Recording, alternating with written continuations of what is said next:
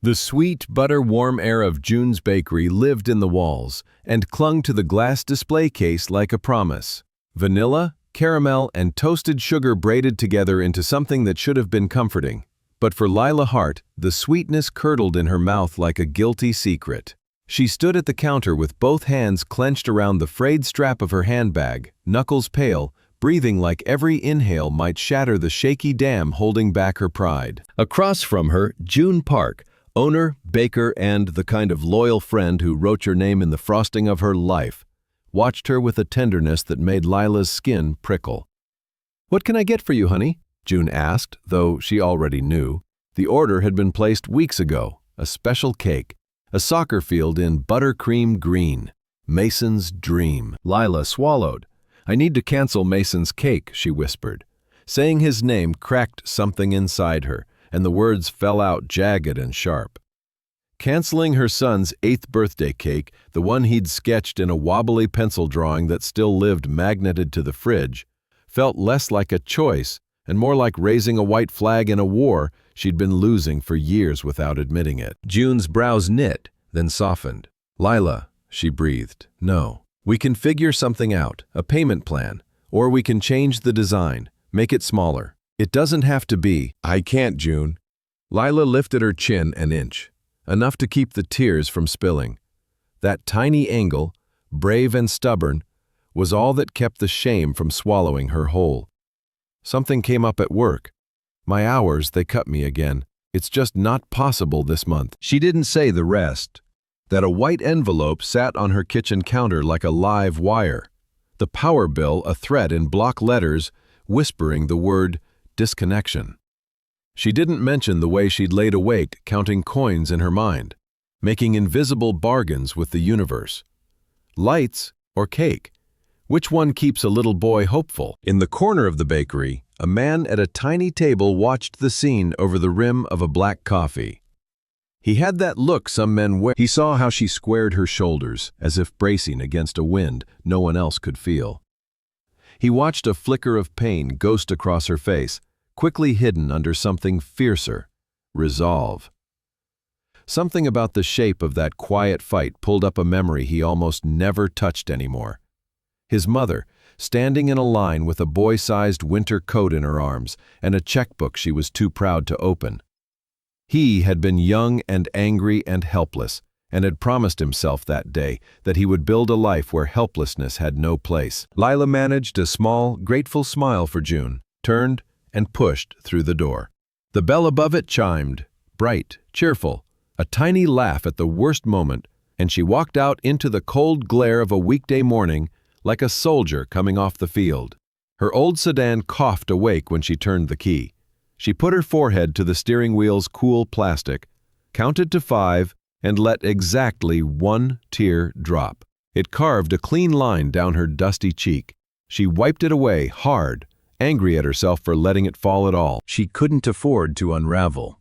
Not when Mason's sneakers still had holes and his homework needed glue sticks and a joke at breakfast. She had to keep moving. Inside, Adrian stood. He moved with a quiet decisiveness that said he was used to doors opening at a glance. He approached the counter where June was still staring at the swinging door, her mouth pressed into a line of worry. "The cake she just canceled," he said. His voice wasn't loud. It didn't need to be. It was steady, certain, the kind of voice people leaned toward without noticing they were doing it. June blinked herself back into the present. "The one for Mason? I'll take care of it," he said. June's gaze flicked to his wristwatch, to the trim of his jacket, to the way he occupied space like it knew him by name, and then back to his eyes. "That's very kind." She hesitated. "If I may, she wouldn't want charity." He lifted a hand, not to cut her off, but to set a boundary with gentleness. "It's not charity," he said. "I heard it was a soccer theme. Tell me about the boy." Hope is strange. Sometimes it walks in disguised as a stranger and sits quietly in the corner until you notice it. Minutes later, payment had melted into planning. June, who had known Mason since he was a pie-crust toddler, spoke with her hands. She talked about his obsession with the game, how he slept with the ball at his feet, how he'd drawn a field in crayon on the back of his math homework, how his coach said he had a sweet left foot and a sweeter heart. She told Adrian about Mason's best friends, about the way the kids in their rec league had started calling themselves the Maple Ridge Meteors, about the parents who were good people doing their best on fumes. Adrian's expression softened as the story unspooled. "It's not just about the cake," he said, half to himself. "We'll make the day feel big in a way he'll never forget." He pulled out his phone with the ease of a man whose devices were extensions of his will. "We're going to give this boy the best birthday of his life," he said, and when he looked up, the analytical chill in his gaze had been replaced by something unexpected, warmth flirting with wonder. "And his mother needs to know that her work is visible." He called his assistant. Logistics spun into motion, quietly, the way planets adjust their orbits. A weekend calendar packed with board prep, a working dinner with venture partners, a conference in Midtown. All of it dissolved with a few economical sentences. He closed the call and leaned in to June. "I need a favor," he said, his tone low and conspiratorial. "Call her best friend. We'll arrange everything, but on the day," he paused, "the surprise has to come from her." June's eyes went glossy. "You sure you want to do this without the spotlight?" "I don't want the credit," Adrian said simply. "I want to give her back her power." Morning came sliding through the cheap curtains in Mason's bedroom like a promise dressed as sunlight. It was the day he turned 8, a number he had been rolling around in his mouth for weeks, savoring the way it felt like a big step and a new secret handshake. He woke up and lay very still, listening. Most birthdays started with the smell of pancakes and a silly song. This year, though, he expected only the first part and maybe a tight hug. He was old enough now to translate grown-up whispers into meanings that hurt.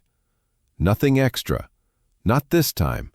Maybe next month. He dragged his hand along the quilt, smoothing the folds. "Be brave," he told himself in a whisper, an echo of something his mom said before every dentist appointment, every tryout. He went hunting for the pancakes. Instead, he found his mother dressed, her hair pulled back, a flicker of brightness in her eyes he hadn't seen in months.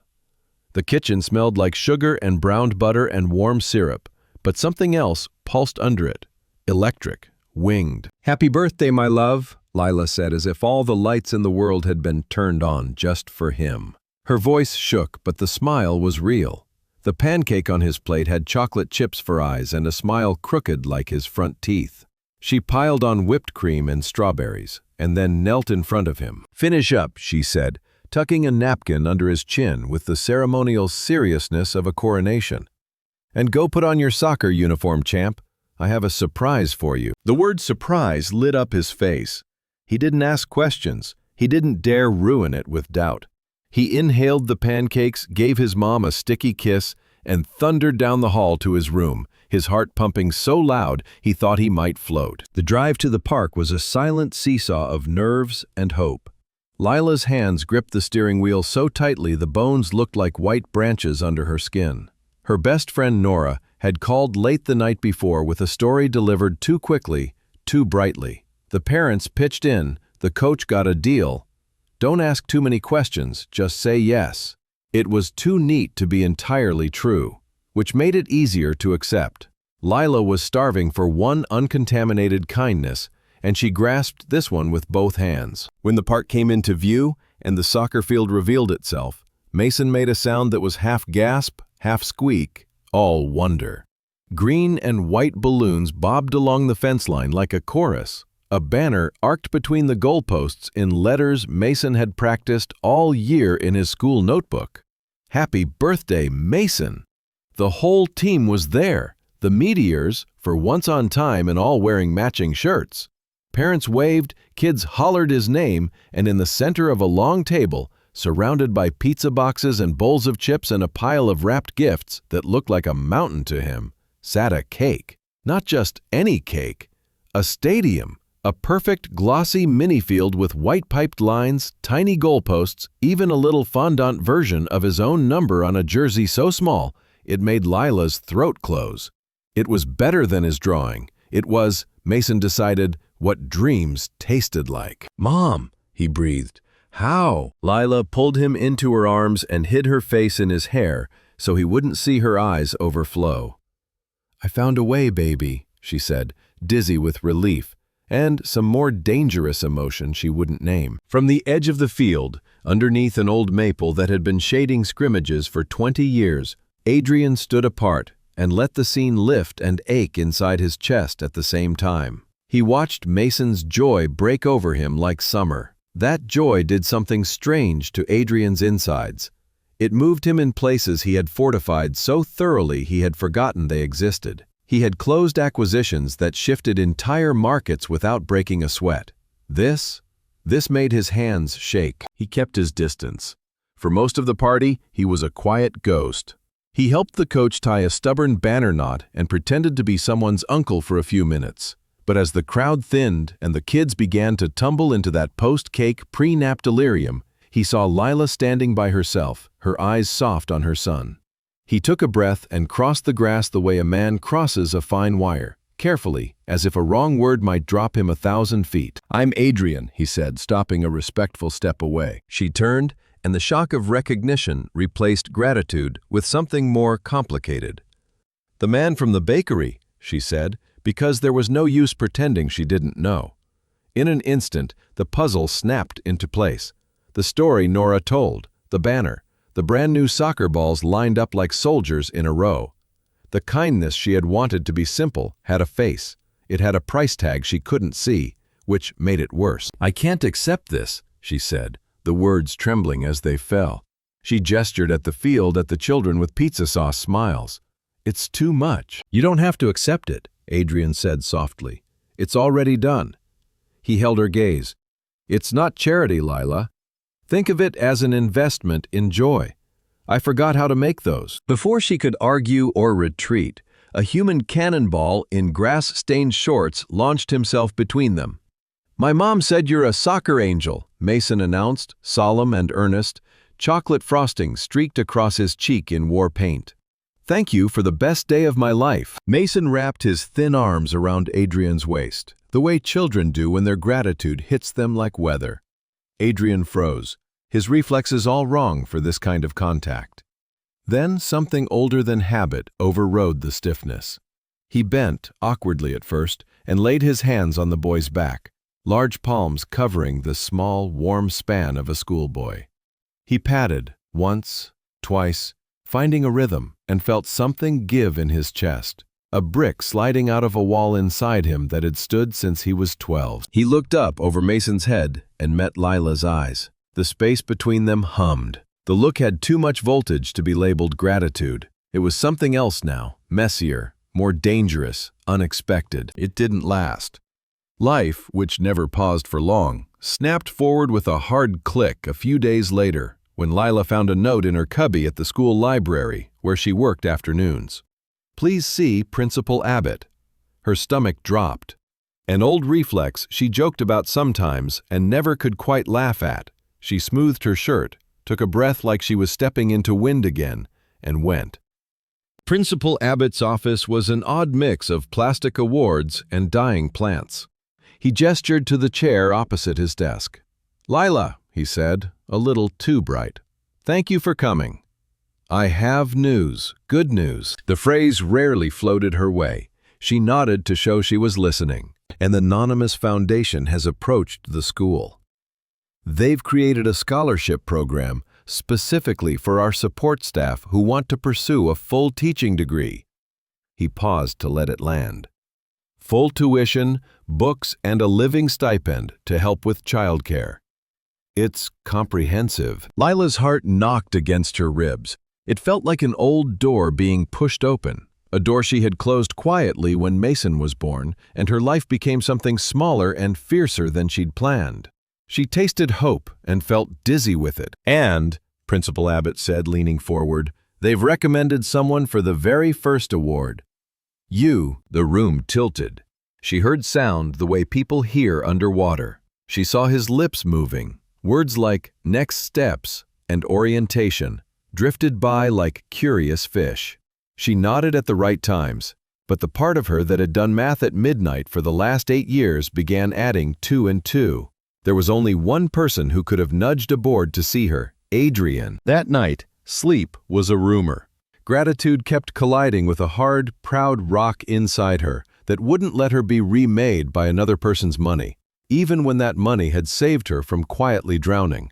She typed an email to the address June had whispered to her like a secret. She deleted it. She typed it again, gentler and sharper both.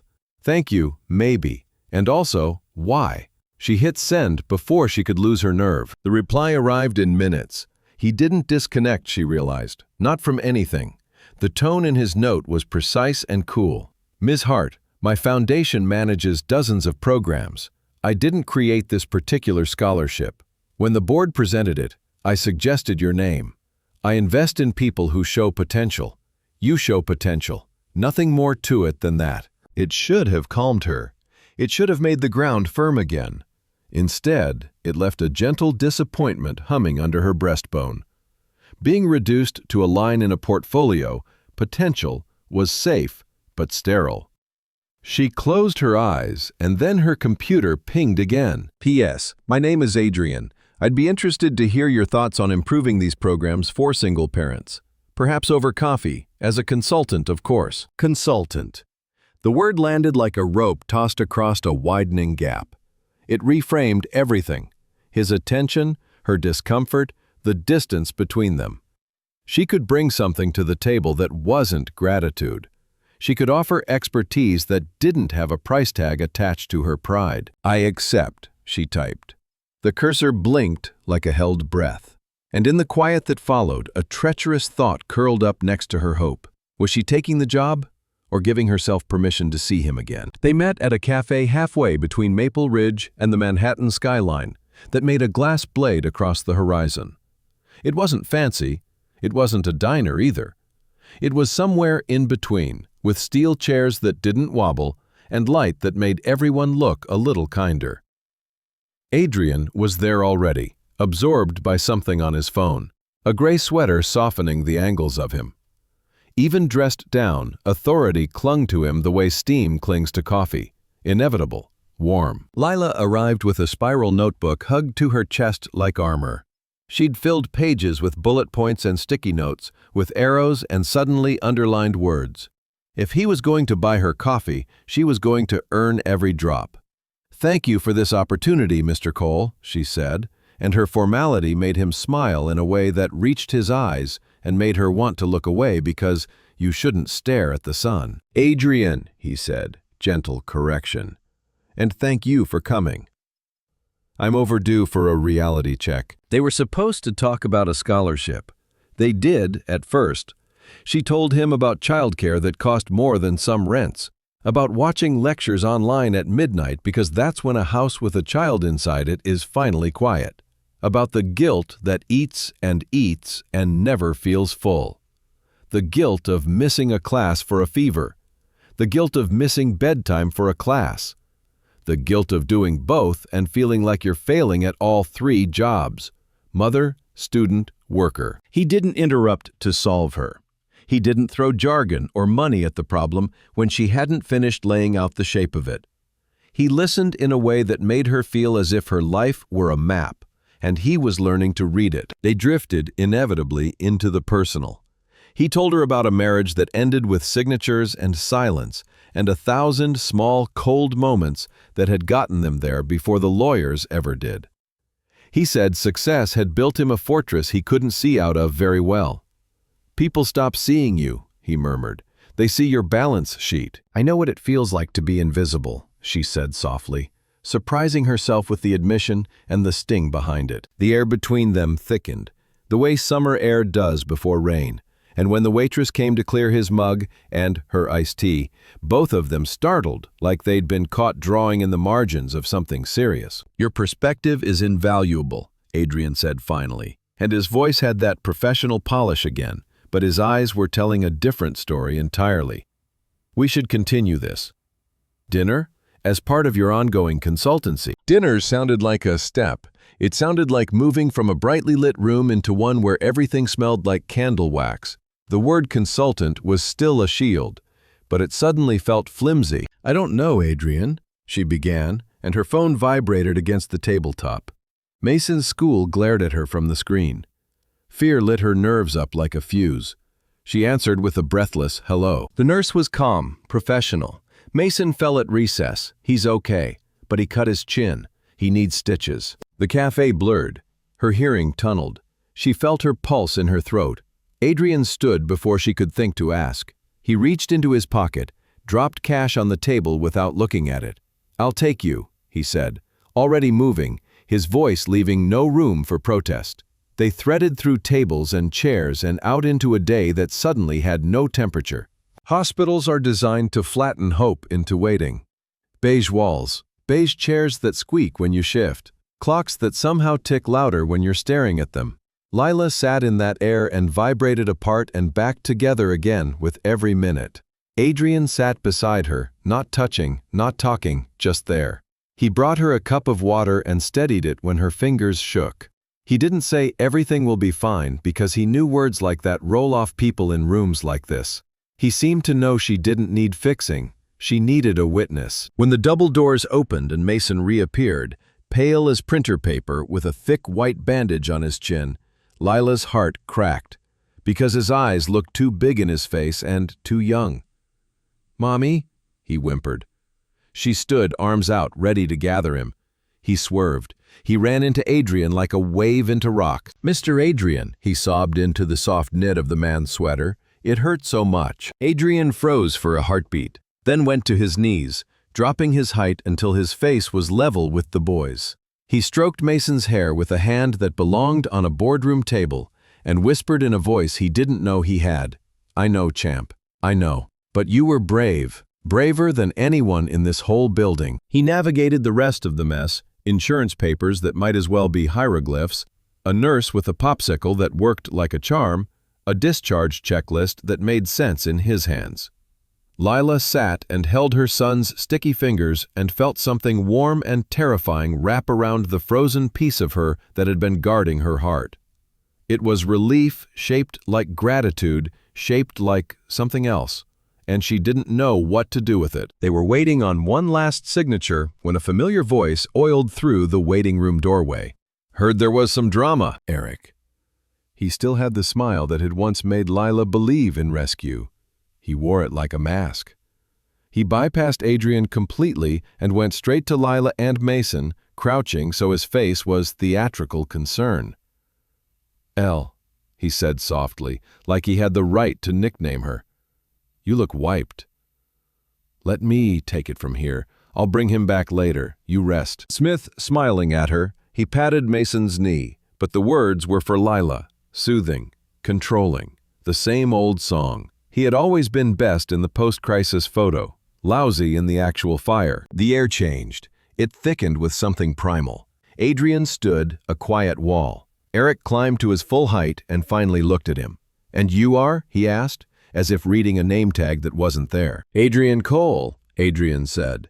He extended a hand and didn't blink. "Friend of the family." The way he said family had architecture and steel behind it. He wasn't asking permission. He was placing himself like a pillar. Eric's smile flickered. He clocked the watch, the quiet power, and deflated a fraction. Lila stood between them for a moment, feeling like a person caught between a past that took and a future that might demand. She had worn down her edges for years, keeping the peace for Mason, smoothing the roughness of Eric's selfishness because conflict in front of a child felt like a failure. But something in her had shifted over the last week. It was the image of Adrian's palm on her son's back and the way he had said friend of the family like armor. "We're going with Adrian," she said.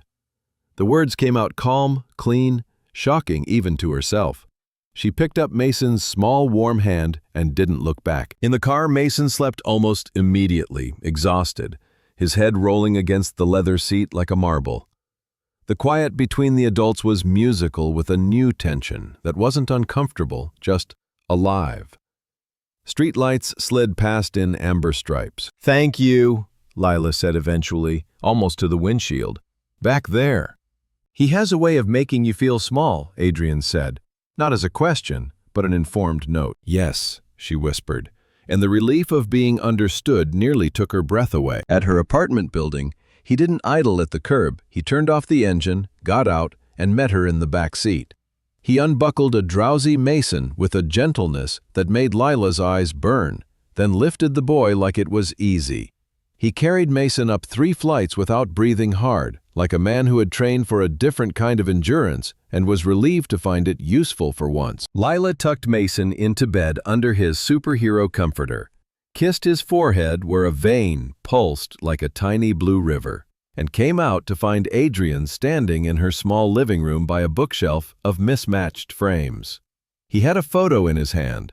It was Lila in a cap and gown, freshly 18, cheeks still chubby with youth, eyes lit by a clean flame of belief. She was holding a diploma like a sword. "You look happy," he said. "I was," she answered, and didn't add, "before I dropped out for a ring and a promise that turned into a bruise you couldn't see." She stood beside him, close enough to smell soap and cedar, and something she would later recognize as cinnamon bloom cologne. "That was before Eric and I thought the future would be easier if we jumped to the end. Before I gave up on me." He turned, and something shifted in his mouth. Tenderness reigned in. "It's not too late to find yourself again." The distance between them shrank until it was an inch. The air hung heavy, charged, vibrating with all the things they hadn't said. He tilted his head. She couldn't help it. Her eyes dropped to his mouth. Her breath caught. He leaned forward. His phone rang. The sound was too loud for the room, jangling. He flinched, fished it out, checked the screen, and his jaw tightened. "Mom, now?" he muttered as he turned away. "Now is not a good time." A pause. "No, she's not another one of my charity projects. Please don't get involved." He ended the call too quickly. He turned back, apology already written on his face, but the magic had scattered like startled birds. "Sorry," he said, voice rough. "Vivian can be intrusive." Lila didn't hear the apology. All she heard was the phrase that had detonated something in her chest. Charity project. It rattled around her ribcage, ricocheting, finding every soft place and scraping it raw. "Does she think I'm a charity project?" she asked in a voice that sounded like a colder version of itself. The vulnerable girl from moments ago had been replaced by a woman with armor. He scrubbed a hand through his hair, leaving it disheveled, looking for a foothold. "No, of course not," he said too fast, and even he seemed to hear the weakness in the denial. "She only knows my pattern. I fix. Or I try. It's a flaw." "A flaw?" Lila laughed without humor. "Seems more like a hobby." The dam inside her cracked. "I don't need saving. I needed a chance. You gave it to me, and I'll be grateful forever, but I am not a broken toy for you to repair, Adrian. I am not a project you can manage." "That's not what this is," he snapped. Defensive now. Heat lighting his own nerves. "I was trying to—" "Control everything," she shot back. "The party, the scholarship, the hospital. You sweep in and take over until there's no room left for my own pride to breathe." There are fights where both people are wrong and right in equal measure, and the truth gets pinched between them. This was one of those.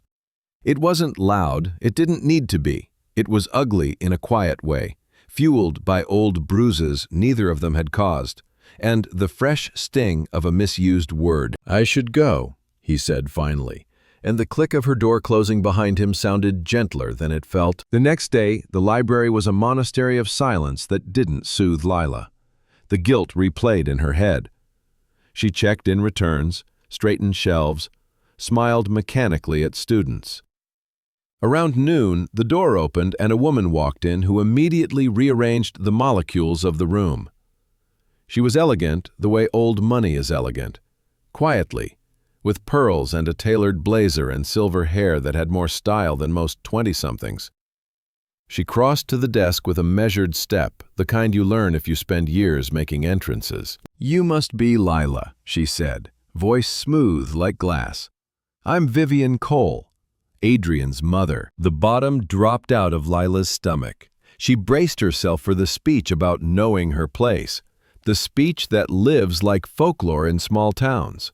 Instead, Vivian's expression softened around the edges. "My son," she said, without preamble, "is brilliant with numbers, and a catastrophe with feelings. particularly when it comes to people he cares about. I'm here to apologize for my comment you overheard. It was clumsy and unfair. Lila blinked. The script had been switched without her permission. Vivian gestured toward the cafe across the street with a small tilt of her head. Will you indulge me for 10 minutes? I'd like to speak to you properly. They sat at a small table with Earl Grey steaming in delicate cups and a scone that Vivian broke open with nimble fingers, offering half like a peace offering. Vivian told Lila about a boy who had grown up too fast because the world demanded it, about a marriage that had cut him and the way he had bandaged the wound by throwing money at problems until they went quiet. He thinks money is a language everyone understands, she said, rueful and fond at once. He's trying not to fix you, my dear. He's trying to fix himself through you. It was a perspective Lila didn't know she needed until she heard it. And then Vivian landed the final blow without altering her tone. He canceled a trip to Tokyo this week, she said casually. $1 billion negotiation. He told his board he had an urgent consultancy in Maple Ridge. $1 billion. Lila sat very still, the cafe noise lowering like someone had put a blanket over it. He had walked away from that for a single afternoon coffee with her. The very trait she'd cursed as control, it was proof, she realized with searing clarity, of something closer to devotion. Ground that had been shifting beneath her steadied. She left the cafe with a small scone in a napkin, and a larger, softer understanding. She didn't have the same tools he had, but she had her own. She dialed his number before the courage evaporated. "Adrian," she said when his guarded hello came through, voice carefully neutral. "Do you still require my consultancy services?" A beat. "I do," he replied, and she could hear his caution melting into curiosity. "Good," she said, and smiled because this was something she could do. "I have an assignment. Saturday, my place. Wear clothes you're not afraid to ruin." On Saturday, he knocked at her door wearing jeans that cost more than her rent and a brand new work shirt still stiff from the store. He looked confused and willing, a combination that was dangerously charming. Lila, with Mason at her side, led them to the community park, the same field that had held balloons a week ago and still held, faintly, the sound of laughter. She guided them past the slides and the swings to the far field the kids used for soccer. The grass was patchy, the lines faded to ghosts, the goalposts rusting at their roots. A delivery had left rolls of turf like oversized carpets in the morning shade. She handed him a rake. "Today," she said, eyes bright with something like challenge, "you're not a CEO, and I'm not a scholarship recipient. We're just two parents fixing a field." For a heartbeat, he looked at the rake like it was a relic from another planet. He glanced at Mason, already on his knees unrolling sod with the ferocity of a prospector, then back at Lila. And he smiled, slow and real, a boy cracking through the man. He was terrible at first, like a person learning a dance with the wrong song playing. But Adrian learned quickly. He was laughing out loud by the third roll, dirt streaking his face like war paint. He and Mason fell into a friendly competition that had Lila laughing too, the kind that shaves years off your shoulders. For hours, under a forgiving sky and a sun that seemed to bless the whole enterprise, he wasn't the man from the glass tower. He was just a man with dirty hands laying down squares of possibility, with people he was beginning to understand he could belong to. At the end of the afternoon, they collapsed on the new grass and ate sandwiches Lila had packed in zip-top bags that she handed out like communion. Lemonade disappeared. Shoulders brushed. Silence settled. The good kind. "This," Adrian sighed, looking up at the carelessly blue sky, "is the best board meeting I've had in a year." That's when the sleek black convertible glided into the parking lot and cut the quiet in half. The woman who stepped out turned heads the way flashbulbs turn. She wore a white dress like it had been hung on her body by a stylist, and the sun existed to make her glow. Her expression was beautiful and cold. "Adrian," she snapped, voice sharp enough to cut a ribbon, "I've called all afternoon. We had the Midtown Hospital gala. You were the guest of honor." Sloan, his ex-wife. Her gaze swept over the field with something like disdain and stopped on Lila and Mason. "So this is where you've been? Playing house with the locals?" She laughed. It was ugly. Pathetic. Adrian was on his feet instantly, stepping slightly in front of Lila and Mason without making a show of it. His face went granite. "Go home, Sloane." "Oh, I will," she said sweetly, "after I make sure your new pet project knows exactly what she's signing up for." She turned her venom on Lila. "Ask him about the prenup, sweetheart. Ask him what happens to his little distractions when he gets bored." The poison hung in the air long after the convertible purred away. Lila felt it seeping under her skin. She looked at Adrian. What did she mean? He raked his fingers through his hair and left a streak of dirt across the expensive mess of it. "The prenuptial agreement was complicated," he said. "I was protecting the company. The people on my payroll, my investors. She's twisting it, that's what she does." He explained the clauses and the contingencies and the hostile takeover rumors and words that sounded to Lila like a language designed to put feelings in tiny boxes and lock them. It made sense, logically, but logic doesn't hold hands with love very well. A chill slid into her bones that had nothing to do with shade. Doubt seeded itself. It doesn't take much. She retreated in the days that followed, not dramatically, just by inches, so small you could mistake them for breaths. She focused on textbooks and quizzes and lesson plans. She returned his calls with polite brevity and perfect excuses. She told herself she was protecting Mason, herself, even him. Eric, smelling opportunity the way sharks smell blood, reappeared in soft clothes and softer words. He asked to talk about Mason, to get on the same page, to be reasonable. He picked a small Italian place downtown, red checkered tablecloths and candles stuck in old wine bottles. A place where the past could pretend to be charming. For one dinner, he was the man she used to love, attentive, funny, asking about her classes with something like pride. She relaxed a degree. The check came. He reached across the table, fingers hovering over hers. "I miss this," he said, and for a second she felt the old ache where the blind hope used to live. The door opened. The bell above it chimed like fate. Adrian stood there with a single red rose, looking out of place and sweetly human. He saw her. He saw Eric. He saw the almost touch. The small, foolish hope on his face broke like thin ice. He hardened instantly. He turned and left, and the air whooshed out of Lila's lungs like she'd been punched. She knocked a water glass over.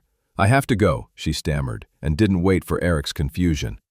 She ran outside, into a street that had emptied as if the city itself had conspired against her. Adrian's car was gone, a sleek shadow already swallowed by the dark. She called. It rang and rang and rang. Voicemail. She texted. It remained unread. She texted again. It felt like tapping on a wall. The panic that rose in her wasn't about losing a benefactor. It wasn't about money. It was about losing him. And the realization docked in her like a ship that had been circling one harbor its whole life without admitting it needed to anchor. She loved him. 2 days dragged by in a silence that made soundless days heavy. She went through motions like a ghost. On the third morning, she was waiting for the coffee maker to cough itself awake and scrolling mechanically through news when a headline slapped her fully into her body. Coal Dynamics stock nosedives as rival launches surprise product. She clicked with a finger that had gone numb. The article was a parade of panic. A young wolf competitor had released a new platform that threatened to make Coal's flagship technology look like yesterday's phone.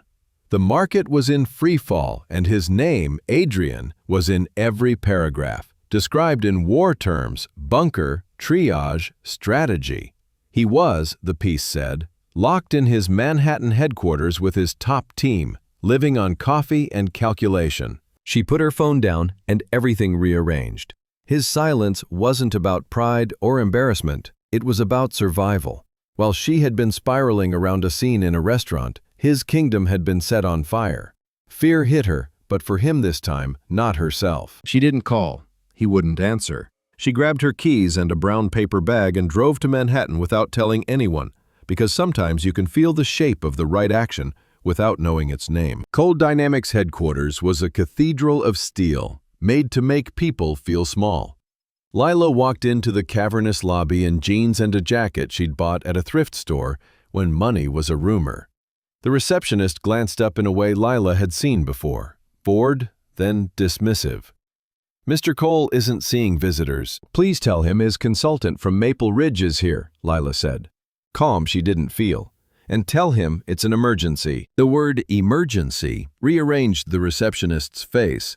She touched her headset, listened, then gave Lila a look that was one part apology, one part surprise, and waved her through security. The executive floor felt like a war room that had lost patience for niceties. People moved fast and whispered updates. Through a glass wall at the end of the corridor, she saw Adrian with his sleeves rolled and jaw rough and eyes too bright. He directed the chaos like a conductor. He glanced up, saw her, and on his face something breakable flashed before anger took its place like armor. He left the room, shutting the door with a soft precision that told her he was holding himself together by force. "What are you doing here?" he asked, low and harsh enough to burn. "I don't have time for this," he added. It should have sent her away. It didn't.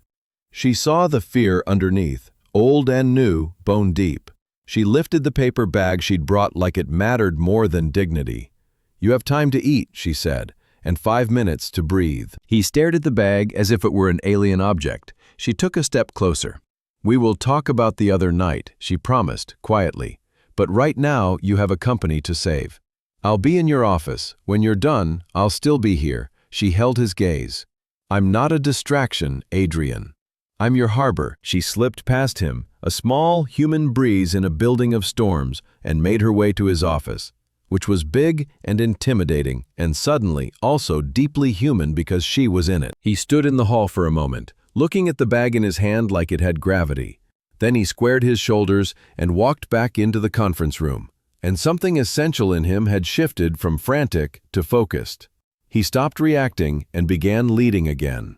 The night was a mess of coffee and whiteboards and ugly truths, and the spark of a risk that might just pay off if executed with precision and a little reckless belief. Dawn looked like forgiveness through the Manhattan windows when he walked back to his office and found it dark and soft and blessedly quiet. Lila was on the sofa, asleep under her jacket, her hands tucked under her cheek like a child. He stood in the doorway and felt a tenderness rise in him so intense it made him sit to keep from falling. He had collected rare whiskey and rare art and rare deals. He had never had this, someone who walked into the eye of his storm and fell asleep because they trusted he'd come back. He found a cashmere throw in a closet, a ridiculous thing to have in an office, and laid it over her like a benediction, brushing a loose strand of hair away with a touch that made his chest ache. Then he sat across from her and watched her breathe until the sun drew a line across the floor. When she stirred, she blinked toward him, and the smile that dawned was soft and private. "Hi," she murmured. "Hi," he answered, and felt the rest of the world recede a step. They talked. She explained dinner with Eric as a co-parenting truce that had gone sideways at the exact wrong moment. He admitted the slice of his heart that had gone cold in that restaurant wasn't about betrayal. It was about an old fear he'd never said out loud. What if what he was, complicated, public, heavy, wasn't what she wanted when a simpler life sat right across from her in worn flannel? She reached for words to tell him how wrong he was, how she'd realized in the alley next to a restaurant that she loved him, even if she hadn't said it yet, when his phone buzzed on the desk like an angry bee. Vivian's name glowed. He went to answer. A text popped up instead.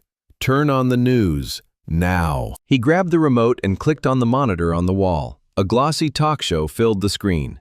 Sloane sat in a chair with crossed legs and a face arranged in concern. "And sources inside the company are deeply worried," she was saying, "that Mr. Cole's emotional instability, fueled by his new obsession, has become the real problem at Cole Dynamics." She didn't say Lila's name.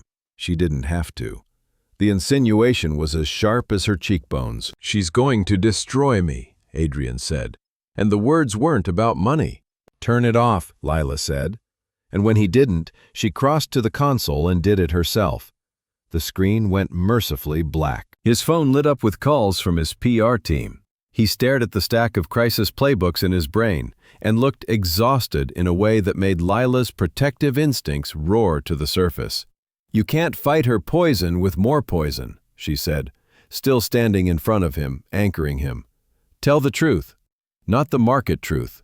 Your truth." He nodded, slowly at first, then with the decisiveness she'd seen when he made a call in a boardroom. He picked up his phone, told his head of comms to cancel the controlled press release, and scheduled a live press conference for the next morning. He walked onto a stage bristling with microphones and cameras, and looked like a man who had been awake for years and was suddenly very awake in a different way. Lila watched on his office monitor, her heartbeat keeping time with the hum of the building. He didn't deny, he didn't deflect. He started with accuracy. "I made mistakes," he said into the thrum. He talked about missing people while building a monument to his ambition.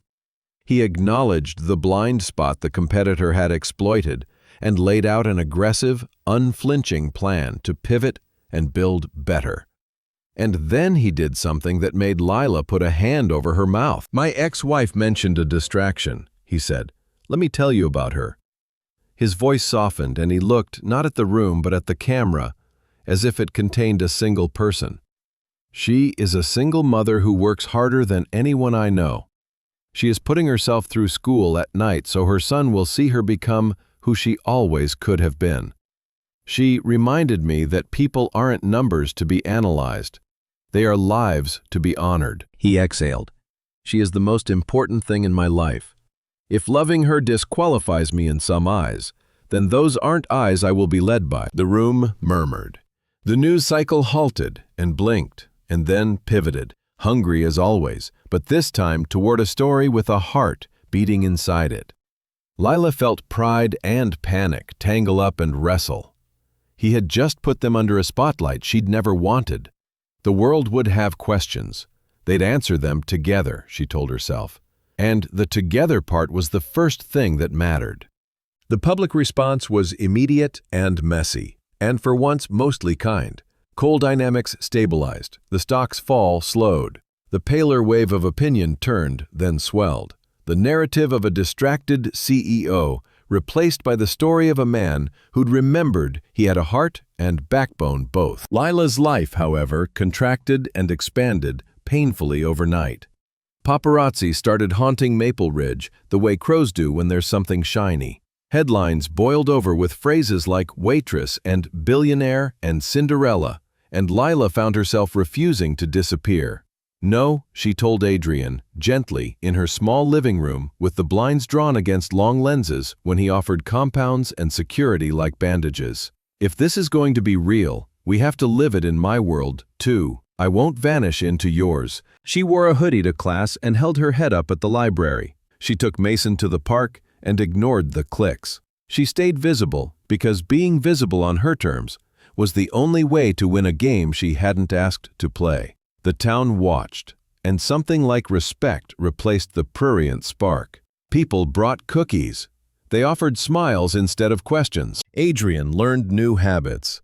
He started showing up in Maple Ridge as if it were as normal as Midtown. He bought coffee at June's and tipped like a gentleman. He pushed Mason in a grocery cart until the boy shrieked with delight. And he clapped too loudly at rec league games until other parents elbowed him and grinned. He wasn't hiding a billionaire. He was becoming someone's neighbor. One afternoon, he drove them to the edge of town and parked in front of a lot choked with weeds and stubborn hope. "I bought this," he said with his hands in his pockets. Suddenly uncertain, a rare sight. Lila braced herself for a mansion she couldn't live in. He shook his head. "Not for us." He looked at her, and she recognized the solemn look that meant a piece of his heart was about to show. "For the town. The Cole Foundation is building a community center here, a new library, proper fields, after-school tutoring, adult education. This place should feel like possibility when you walk past it." He took a breath. "I want you on the board," he said, "to guide it. Shape it, name it if you want. I don't want to gift you security. I want to hand you the microphone." Words failed her for a moment, and then tears didn't. They weren't heavy, sad ones. They were light, effervescent, proof that joy is a physical thing. He reached for her hand and held it like he understood what it meant to let a person write their name into the foundation of something that would outlast them. "I have one more question," he said, turning to Mason, who had been plinking a rock with his sneaker and pretending not to listen. "Champ, come here." Mason jogged over, solemn. Adrian knelt until the dust stained his knee. "I love your mom," he said, and he didn't look away from the boy when he said it. "And I love you. I want to be in this family for the long haul. Would you give me permission to ask her to marry me?" Mason's face cracked into the kind of grin that makes adults believe in God. He threw his arms around Adrian's neck and yelled into his ear, "I thought you'd never ask." Still holding Mason's hand, Adrian turned to Lila and bent one knee to ground. He opened a small velvet box. The ring wasn't a billboard. It was simple. It was elegant. It was a promise made visible. He didn't say, "Will you?" because he didn't need to. His eyes said everything. 1 year later, June's bakery smelled the way it always had, like sugar and shelter. But the taste in Lila's mouth was all honey. She was there to pick up a cake the size of a small car, its frosting a perfect miniature stadium with details so precise she wanted to take a picture before cutting it. June and one of the teens who worked the counter wrestled it into a box with a grin and a groan. Adrian stood behind Lila, his palm warm at the small of her back, an anchor she leaned into without thinking. A ring flashed on Lila's finger when the light hit it right, a quiet sparkle. June watched them go with joy pooling in her eyes. "Full circle, huh?" she murmured to no one as the door shut and the bell chimed their exit like a song. The party wasn't at the old park. It was at the brand new Maple Ridge Community Center, a glassy, joyful building perched on the bones of the empty lot. Kids ran feral and free across fields that Lila knew down to the sod rolls underneath. The library inside had squeaky new chairs and sun that poured through the windows like it was happy to be home. The town showed up for Mason's 9th birthday because it felt like their celebration too. They had watched this family fall apart and then knit themselves into something that looked like a promise and progress all at once. Lila's mom, who felt like herself again after a winter of getting strong, ladled punch next to Vivian Cole, who wore flats and a cardigan instead of pearls and looked oddly at home doing anything useful with her hands. They laughed together like women who had decided to stop caring about the century they belonged to. Across the lawn, Eric stood and talked to another dad, doing something he had never managed well, occupying an appropriate amount of space. He had learned a new role. He liked it. Mason tore through gifts like an excavator, his friends chanting his name in a rhythm that turned the air fizzy. Adrian pulled Lila away for a moment and stood with her at the entrance, where they could see everything they had built and everything that had built them. "Happy birthday to him," she said. "Happy anniversary to us," he corrected. "This is the day it all really started." He tilted her chin up with a single finger and kissed her like home. Slow, sure, no question marks. Mason raced toward them, holding a paper in both hands like a flag. "Look," he said, breathless. The drawing showed 3 stick figures holding hands in front of a square building with big windows. The figures had smiley faces so wide they looked slightly ridiculous and perfect. Above them, in blocky handwriting that still tripped on its own letters, he had written 5 words: "Best birthday in the world today." Lila looked from the drawing to Adrian and felt tears gather and fall without pain. He pulled her in snug. The story that had started in a bakery with a canceled cake and a woman trying not to break had grown into something the size of a town and the shape of love. It had grown on a foundation of small, stubborn choices: to show up, to listen, to tell the truth, to let each other be seen fully. And that was the breakthrough that mattered most, that in the glare and the mess and the sweetness, they hadn't become beneficiaries and benefactors or problems and solutions. They had become a family.